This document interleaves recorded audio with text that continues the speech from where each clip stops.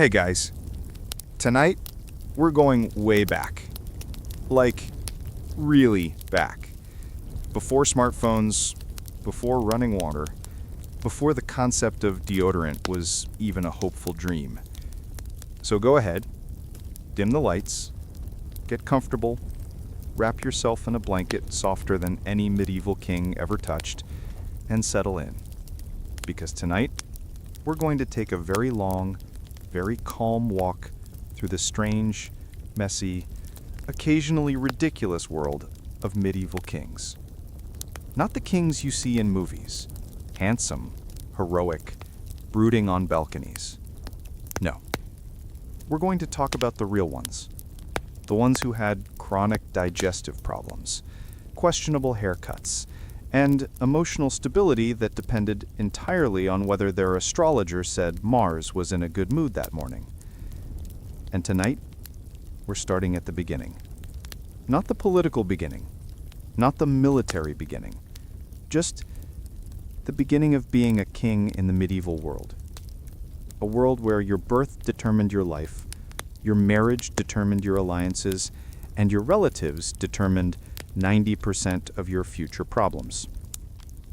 So let's float back, slowly, calmly, to the early medieval period, a time when kingship meant wearing heavy crowns, fighting heavier problems, and relying on the absolute chaos of family politics to shape your destiny. Let's begin. The early medieval king, a man with a crown and zero job training. So imagine this. You're a medieval king. Well, technically, you're a baby. But everyone already calls you Your Majesty, even though you can't control your bladder, let alone an entire kingdom. Most medieval kings technically became king the moment they were born, because royal families had this amazing idea called, what if we only let one family rule forever and pretend that's a good system? Spoiler, it wasn't. But they were committed. So medieval kings usually started life with no say in their future, no freedom, no privacy, and so much pressure that it's honestly a miracle any of them grew up even remotely normal. Most did not. By age 5, the royal child was surrounded by advisors who were absolutely convinced they knew what was best. They didn't. But they said it with confidence, and that's basically medieval politics. By age 7, the kid was learning the essentials: how to pray, how to ride a horse, how to read enough Latin to pretend they understood religious texts, and how to nod politely while adults argued about taxes they would never personally pay. By age 10, the future king was already being shaped into the perfect ruler, meaning emotionally distant, scared of failure, terrified of disappointing their father, and mildly allergic to responsibility. We're off to a great start. Royal bloodlines, basically group projects that never ended. Now, medieval kings loved to emphasize pure bloodlines, which sounds impressive until you realized it meant marrying their cousins repeatedly for centuries. Dynasties treated their family trees like decorative spirals. Straight branches? Boring. Why not loop a few twigs back into the trunk? What could go wrong? Absolutely everything. But that never stopped them. Kings were expected to marry women who were politically convenient, socially acceptable, genetically very close, emotionally incompatible, and usually 12 to 16 years old, because medieval Europe had, let's call it, unique standards. Royal marriages weren't about love. They were about land and alliances, and occasionally impressing the Pope. So from the very beginning, medieval kings inherited the throne, the land, the crown, and 5 generations worth of family health issues. The perfect combination for very stable leadership. The crown. Heavy, uncomfortable, and emotionally symbolic. Movies always show kings casually wearing crowns, walking around, eating dinner, staring dramatically out windows while the crown glints in the candlelight. Reality? They barely wore them. Crowns were heavy, stiff, uncomfortable, covered in metal points, and frankly, a migraine waiting to happen. Wearing a crown for too long was basically medieval torture with extra gemstones. Most kings only wore crowns at coronations, major ceremonies, holidays, or whenever they needed to remind nearby nobles who was boss. The rest of the time, the crown sat in a safe place, guarded by someone whose entire job was, don't lose the shiny, expensive symbol of monarchy. A surprising number still managed to lose it. Daily life of a medieval king. Spoiler, it was mostly meetings. Let's gently slide into the daily routine of a medieval king. You might think it was full of hunting, feasting, and striding majestically through great halls. Technically, yes, but mostly no. Kings spent their days doing the medieval version of paperwork, signing charters, settling land disputes, negotiating with angry nobles, pretending to understand tax systems, listening to bishops complain, listening to everyone complain, and trying to stop relatives from starting rebellions. It was exhausting. Being king didn't mean freedom. It meant responsibility and endless expectations. If a king acted too strong, nobles got nervous. If a king acted too weak, nobles also got nervous. Basically, medieval kings lived in a constant state of, please don't overthrow me before lunch. Most did not succeed. Royal advisors, the men who thought they were smarter, sometimes they were. Every medieval king had advisors, and those advisors came in three flavors. The old ones, who claimed they remembered the last 5 kings personally, the ambitious ones who thought they should be king instead, and the religious ones who believed God personally sent them suggestions every morning. Kings rarely made decisions alone, not because they didn't want to, but because making decisions alone was dangerous. If the decision went well, advisors praised the king. If it went badly, advisors blamed the king. Either way, advisors stayed safe. The king did not. So, advisors became the real power behind many thrones. Some kings depended on them too much. Others ignored them completely. Both approaches ended in political disaster. Just different flavors of disaster. Royal temperament. Emotional stability not included. Being raised as a king was emotionally destructive. Imagine everyone telling you you're chosen by God, but also telling you everything is your fault, but also telling you you're too young to understand, but also expecting you to fix everything. It's no wonder medieval kings were insecure, paranoid, moody, stubborn, easily offended, and occasionally deeply confused by their own kingdoms. Many kings genuinely believed they were brilliant. Most advisors let them believe it. It made things easier. Other kings constantly doubted themselves, which made advisors nervous, because self-doubting kings asked too many questions. But the majority, they were somewhere in between. Emotionally average, occasionally dramatic, a little unstable, but functional enough to run a kingdom. Sort of. Let's drift to another corner of the medieval world. Now that we've settled into the foundations, the birth, the crown, the advisors, the emotional chaos, we can drift deeper into the lives of actual medieval kings. Real people, real disasters, real dynasties that somehow survived despite doing everything wrong. So let's float gently toward the next royal figure. Another king, another life shaped by destiny, politics, questionable genetics, and even more questionable decision-making.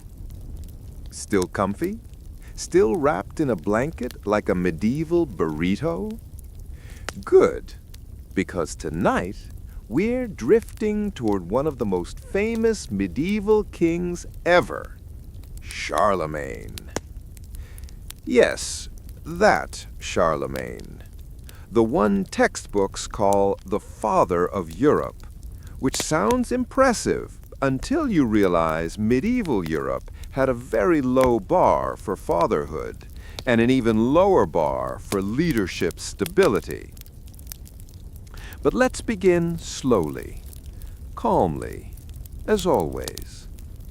Charlemagne lived in a world without electricity, stable governments, consistent maps, and coffee, which explains a lot about medieval decision-making. Yet somehow, in this chaos, he became the first king, well, emperor, who tried to turn a bunch of feuding tribes into something resembling a continent. And he did it all while having absolutely zero modern understanding of politics, science, hygiene, or what a functioning education system looks like. Let's drift into his story. The problem with being born Charlemagne. Charlemagne wasn't born a king. He was born the son of a king, which in the medieval world meant congratulations and also condolences, because your life is no longer yours. He was expected to rule, expected to be great, expected to live up to every ancestor before him, even the ones who were barely functional adults with crowns. Charlemagne and his brother were both heirs to the Frankish kingdom, and if you've ever seen siblings fight over TV remotes, imagine that, but with swords, armies, and political advisors who were way too invested. Fortunately for Charlemagne, his brother died early. Unfortunately, medieval kings dying early was extremely normal. People had life expectancies of maybe 40, and that was only if you avoided disease, warfare, bad food, bad doctors, and stepping outside on the wrong day. So Charlemagne became king young, very young, too young for taxes, paperwork, and inherited political messes, yet he got them all anyway. Charlemagne's daily life more stress than sleep. Charlemagne ruled a kingdom that was basically a medieval group project where half the group didn't show up, the other half were fighting each other, and someone in the corner was always plotting rebellion. His day started early, not because he wanted to, but because medieval kings didn't sleep much. Why? Because it was cold, noisy, dangerous, and way too drafty for comfort. He slept lightly, waking up to guards shifting outside the door, fires crackling down, dogs barking, advisors arguing, and the constant possibility that someone, somewhere, was planning to overthrow him. Royal insomnia wasn't a personality trait. It was an occupational hazard. The king who ate like a warrior and read like a student. Charlemagne was large, tall, broad, imposing. Not Hollywood handsome, but more like the guy you don't want to challenge in a tavern. He ate like a king, literally. Lots of meat, lots of bread, very little vegetables, and enough wine to forget half his problems. He also had a thing for baths, which is unusual because medieval Europeans looked at bathing like a suspicious hobby. But Charlemagne, he loved it. And he loved learning, which is even weirder because he couldn't read well until adulthood. But he tried. He really did.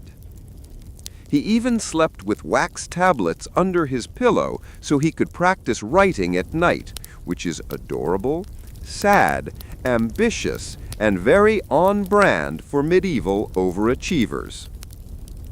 Imagine a king lying in bed, shivering under wool blankets, practicing shaky letters by candlelight because he wanted to be smarter than the people advising him.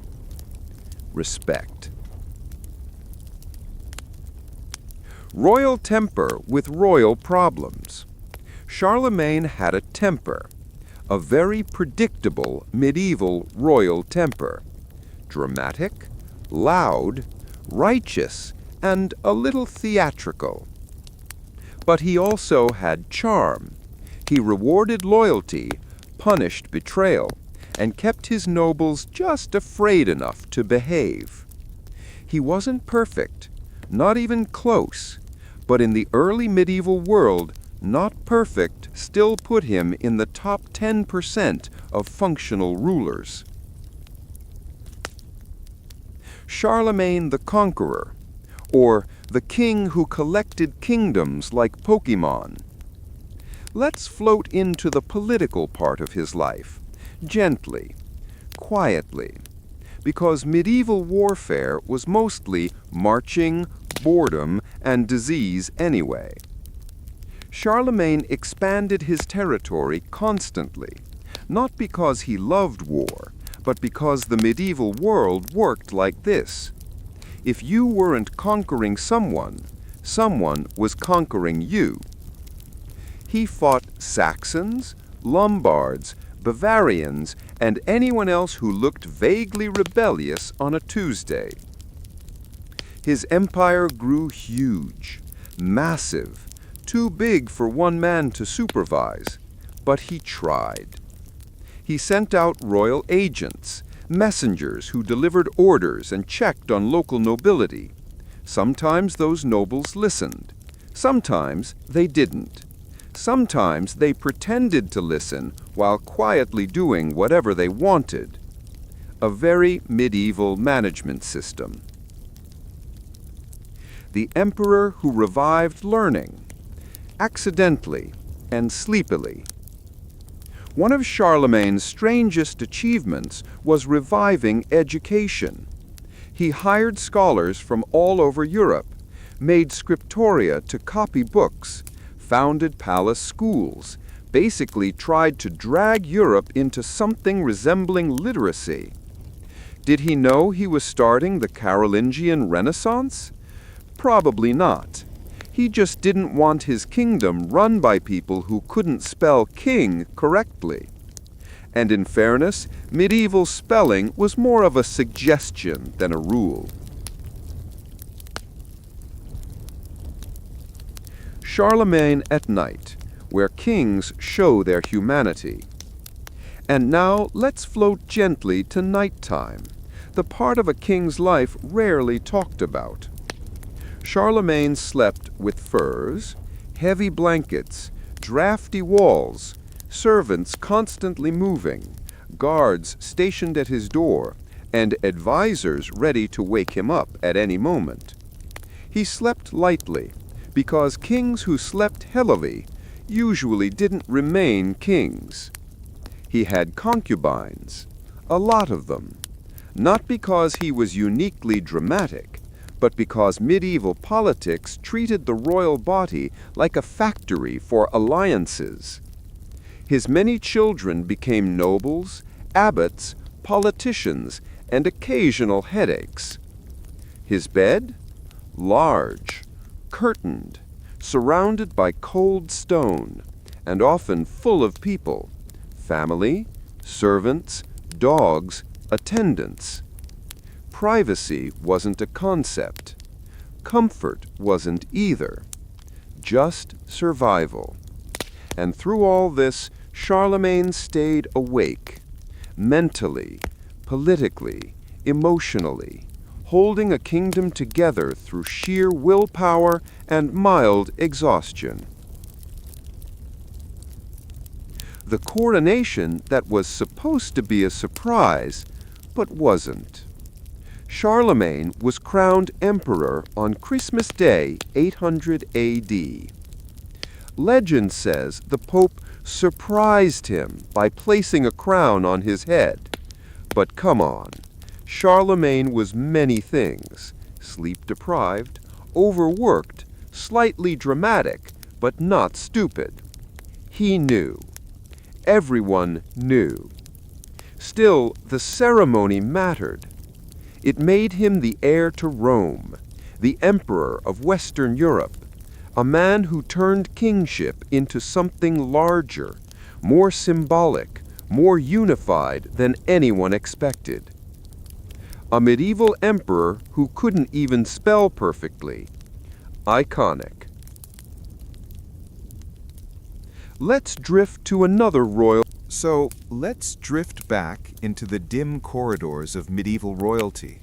The torches are flickering again, mostly because nobody remembered to replace the wax, and also because medieval lighting was basically one bad gust of wind away from failure. But don't worry, we're strolling slowly, quietly, like mildly judgmental ghosts. We're moving into the era where kings weren't just eccentric, they were full-time cautionary tales with crowns on. And, because history loves patterns, many of them managed to be disastrous in beautifully unique ways. Let's float over to France, a kingdom that, during the medieval period, collected dysfunctional kings the way some people collect novelty mugs. Charles VI, the king who forgot he was a king. So, Charles VI, also known as Charles the Beloved, and later, awkwardly, Charles the Mad. Medieval PR departments really tried their best, but you can only do so much when your king wakes up some days insisting he's made of glass. Yes, glass. Imagine running a kingdom while convinced your legs might shatter if someone bumped into you with slightly too much enthusiasm. At one point, he even ordered special reinforced clothing to keep his supposedly fragile body from breaking. Honestly, same energy as wrapping your phone in a giant, ugly case because you dropped it one time in 2019. Charles also had a habit of forgetting who he was.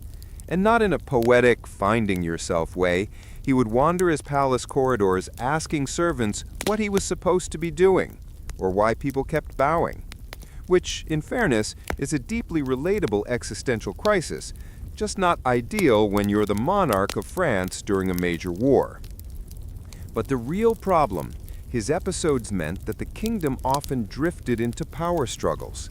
His wife, Isabeau of Bavaria, stepped in to govern. The nobles squabbled, the English shrugged and took advantage because, of course they did, and the people of France collectively sighed. So yes, Charles VI, a medieval king whose mind wandered far more than his armies ever did. Let's quietly float to England now. The English monarchy in the medieval period was like an ongoing reality show no one asked for, but somehow everyone kept tuning into. And if you think your family has drama, just wait. Here comes Henry II and his grown-up sons who behaved like an overly ambitious rock band fighting over who gets to be lead singer. Henry II himself wasn't even the dramatic one. Sure, he had a temper sharp enough to cut through a wooden table, but that was basically the medieval starter pack. His real issue was fathering what became known as the Devil's Brood. That's not a nickname you earn by being well-behaved, or even moderately behaved. Henry's sons, most notably Richard, later the Lionheart, and John, forever the disaster of Robin Hood stories, spent more time plotting against their father than ruling anything. Imagine raising royalty only for them to unionize against you every few years. Richard wanted independence, John wanted power, Henry wanted peace, possibly a nap. He did not get it. Their disagreements evolved into full-scale rebellions, coordinated tantrums, and probably many awkward family dinners. The kind where everyone sits silently spreading butter on bread with the intensity of a man preparing a legal argument. By the time Henry II died, he reportedly felt betrayed by everyone he cared about, including some of his closest allies. So if you ever think your siblings are dramatic, just remember England's royal family once turned sibling rivalry into a full-time military operation. Richard the Lionheart, the king who, well, wasn't really there. Richard is remembered today as a heroic crusader king, swinging swords under the blazing Middle Eastern sun and doing dramatic slow-motion hero poses before they were cool. But here's the little sleepy secret. He barely spent any time ruling England at all. Richard saw the kingdom more like a convenient ATM machine. He raised taxes, sold offices, pawned royal property, basically emptied the treasury, and then peaced out to spend years on crusade. He spoke French, preferred French culture, and once described England as cold and always raining. Honestly valid, but still. England paid for him. France supported his armies, Richard fought abroad, and the English people, they mostly wondered why their king was missing. Again. He was like that friend who invites you to dinner, shows up for 5 minutes, and then says, "Cool, anyway, I gotta run again." John, the discount model king. Ah yes, King John. If medieval kings were phones, John would be the model with terrible battery life, a bad camera, and a tendency to explode when overheated. He's remembered as weak, greedy, insecure, and strategically challenged. The kind of king who could lose a war against a very determined pigeon. He managed to lose nearly all of England's French territories, raise taxes so aggressively people thought the walls might start paying too, fight the church, fight his own nobles, fight basically everyone, and lose. Consistently. His nobles finally had enough and forced him to sign the Magna Carta, a document that basically said, "Please stop being terrible. Here is a short list of ways you are now legally required to calm down." John died shortly thereafter, possibly from eating too many peaches, which is somehow the most on-brand exit he could possibly have chosen. Now, let's glide a little further into the medieval mist, over towards Central Europe, where things get inbred, and not just casually inbred, professionally inbred. The Habsburgs, medieval genetics on hard mode. The Habsburg family tree famously doesn't branch much. It mostly loops, like a pretzel or a tangled extension cord someone keeps insisting is fine. Their obsession with keeping the bloodline pure led to generations of cousins marrying cousins who then married slightly different cousins until eventually the family produced kings with jawlines so distinctive they became an entire medical case study. The classic Habsburg jaw looks a little like someone paused halfway through morphing into a bulldog, a chin trying to escape the face, or evolution pressing a weird button by accident. But this wasn't just cosmetic. It affected speech, eating, breathing, and probably confidence. Let's float to one of the earlier medieval Habsburg rulers, Rudolf I, the guy who basically jump-started the family's centuries-long European takeover. Rudolf wasn't born into massive power. He was wealthy, sure, but not ruling a quarter of Europe wealthy. Yet through a combination of political maneuvering, opportunistic marriage alliances, and what can only be described as medieval networking on caffeine, he managed to secure the crown of the Holy Roman Empire. From there, he planted the Habsburg flag onto Austria and said, "Yes, this is ours now." And so the dynasty began. Rudolf himself wasn't particularly bizarre compared to later Habsburgs. He didn't claim to be made of glass, didn't threaten to fight his own children, didn't flee the country for years. He mostly just worked hard, acquired land, and set up the foundations for centuries of royal genetic experiments. Think of him as the calm before the very weird storm. Let's glide west again, gently, toward Spain. Spain in the medieval era was undergoing its own complicated transformation. Christian kingdoms expanding slowly south, Muslim territories holding strong, dynasties rising and collapsing. And through it all, monarchs weaving their personal quirks into national policy. One wonderfully peculiar king from this era was King Sancho II of Castile. Sancho II, the king who couldn't keep a kingdom.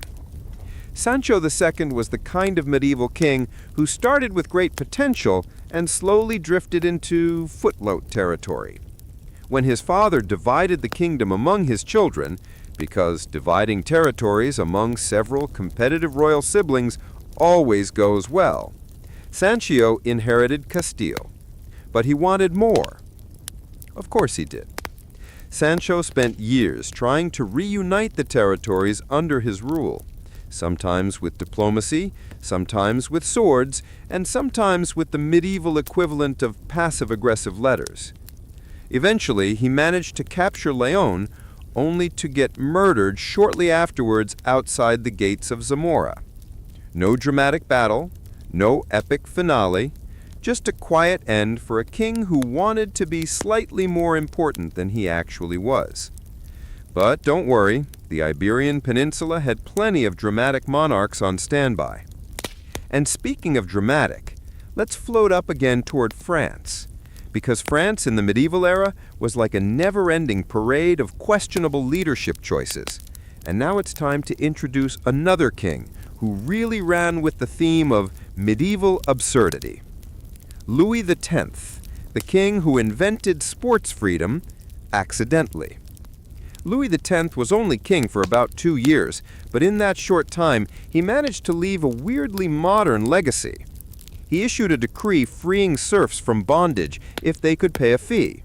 Basically, he created The medieval haze, where the torches burn low, the tapestries smell faintly of damp wool, and the kings keep getting progressively more interpretive.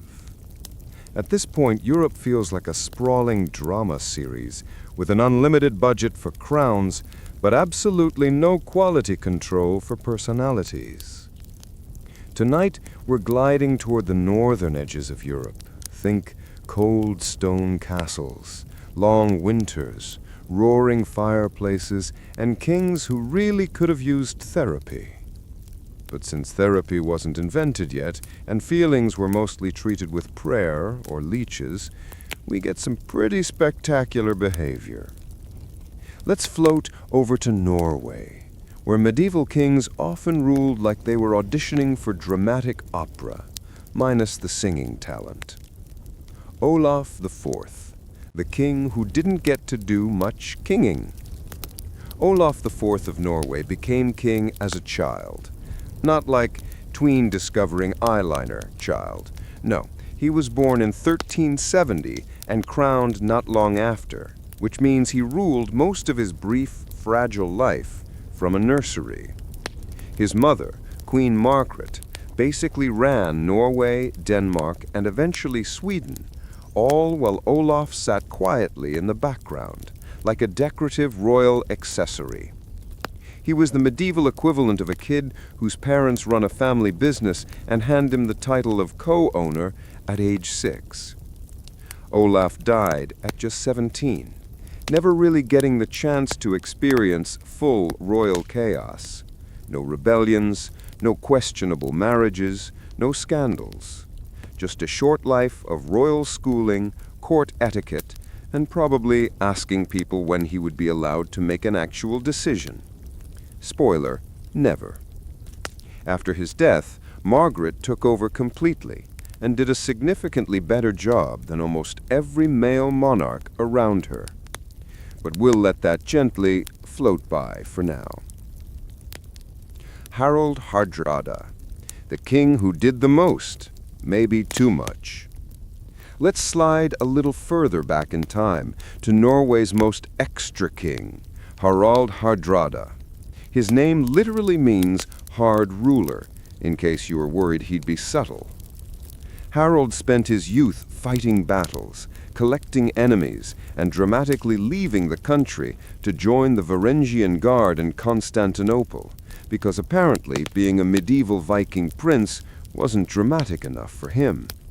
He eventually returned to Norway with mountains of wealth, elite battle experience, and absolutely no chill. He ruled aggressively, expanded his territory, and then, because all Vikings need a dramatic ending, tried to invade England in 1066. He died in battle, of course, not peacefully, not quietly, very on brand. If medieval kings were energy drinks, Harald Hardrada would be the one labeled not suitable for human consumption. Let's glide away from all that adrenaline. We're here to relax, after all. Now let's drift to medieval Hungary. Hungary's royal history is a little underrated. It sits quietly on the sidelines while France and England have their constant meltdowns. But trust me, Hungary had its fair share of dramatic monarchs too. Enter Béla II, also known as Béla the Blind. Béla II was blinded as a child on the orders of his uncle, who was trying to eliminate political rivals. Very casual medieval family behavior. When Béla finally reached the throne, he couldn't see, so his wife, Queen Helena, acted as his political guide. And she was efficient, very efficient. She made decisions publicly for him, advised on policies, and at one point orchestrated a royal assembly where Béla's enemies were executed in large numbers. Honestly, Béla and Helena were the medieval version of, "I'll drive, you just sit back and pretend to steer." Despite everything, Béla's reign was surprisingly stable. He ruled for over a decade, had several children, and kept the kingdom mostly peaceful, which for medieval Europe is practically a gold medal achievement. Slide with me southeast, toward the Byzantine Empire. The Byzantines weren't technically medieval kings in the Western sense, but imperial, decadent, overly dramatic, absolutely. They qualify spiritually. And one emperor deserves a sleepy mention here, Michael III, also called Michael the Drunkard. You can probably guess where this is going. Michael III ascended the throne at age 3, meaning adults ran the empire, and he existed. Eventually, when he grew up, he discovered 3 passions: horse racing, heavy drinking, and annoying basically everyone in government. He was known for skipping important meetings to attend parties, spending imperial money on chariot races, and appointing his drinking buddies to high political offices. Imagine running an empire like it's a fraternity house. Congratulations, you've arrived in Michael III's Constantinople. Despite this, his reign wasn't completely catastrophic, mostly thanks to capable ministers who cleaned up after him. Michael eventually got assassinated by his uncle, which is just another day in Byzantine politics.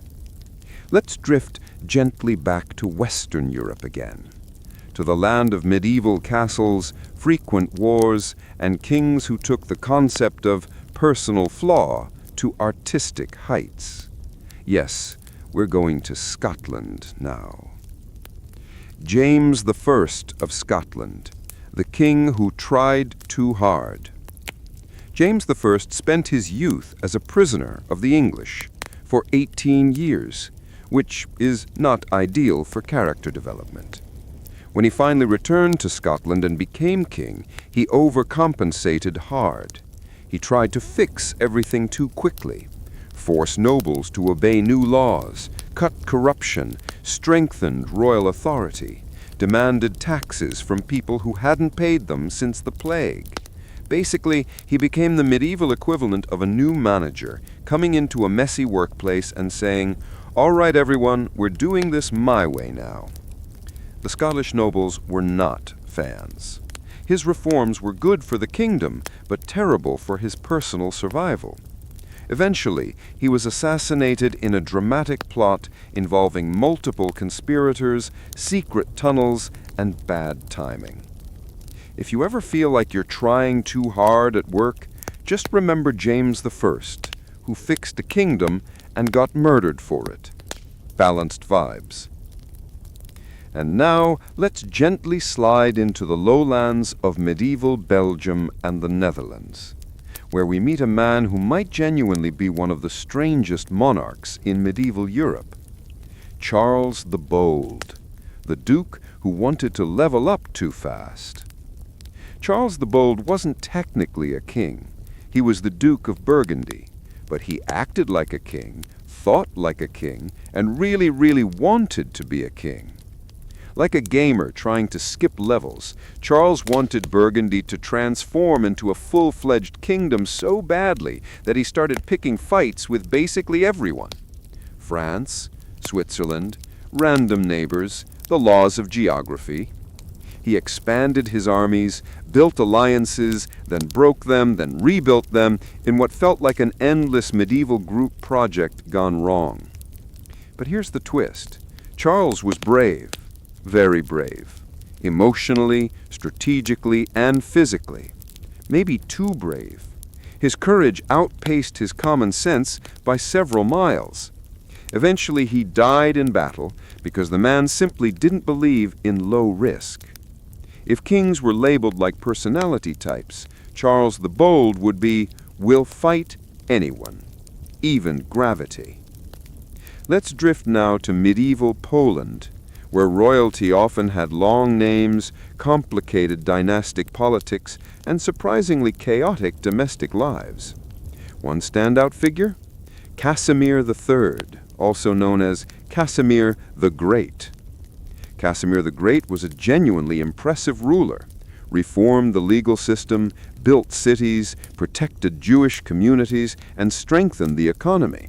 Basically a medieval overachiever. But his personal life, a tangle of romantic side quests. He married 4 times. 4.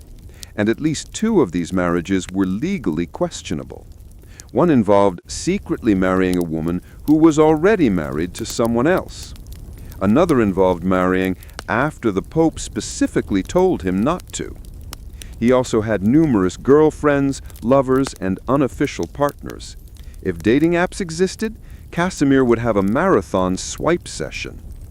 Despite all this romance, none of his legitimate sons survived, so the Polish crown eventually passed to his nephew. Romantic chaos, dynastic failure, very medieval combo.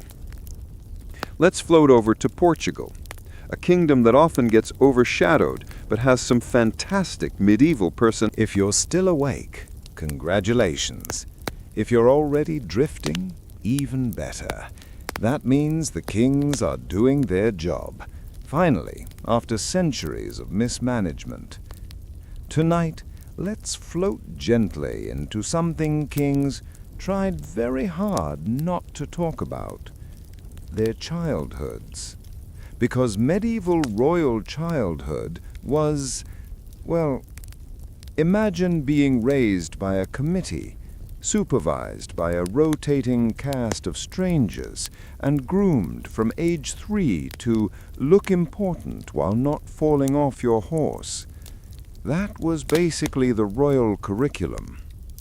And of course, every royal child came preloaded with expectations heavier than their tiny crowns. Expectations like, don't embarrass the dynasty. Try not to die before age 10.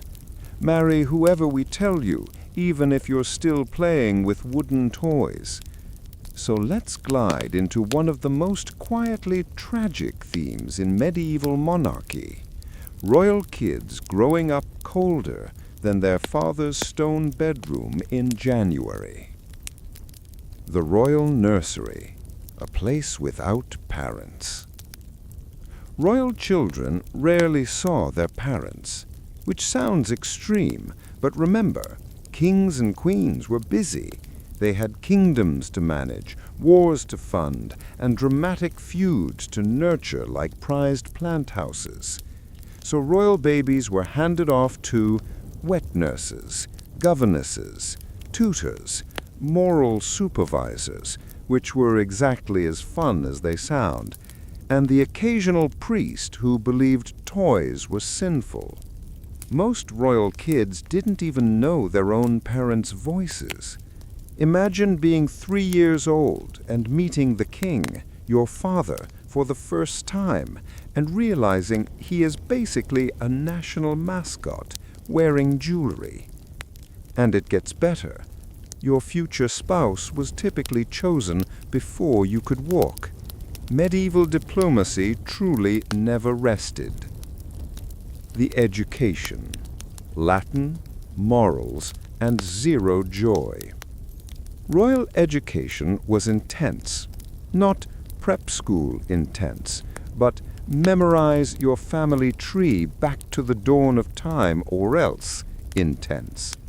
A typical lesson list for a royal boy: Latin, theology, sword handling, more Latin, how not to blink during ceremonies, even more Latin.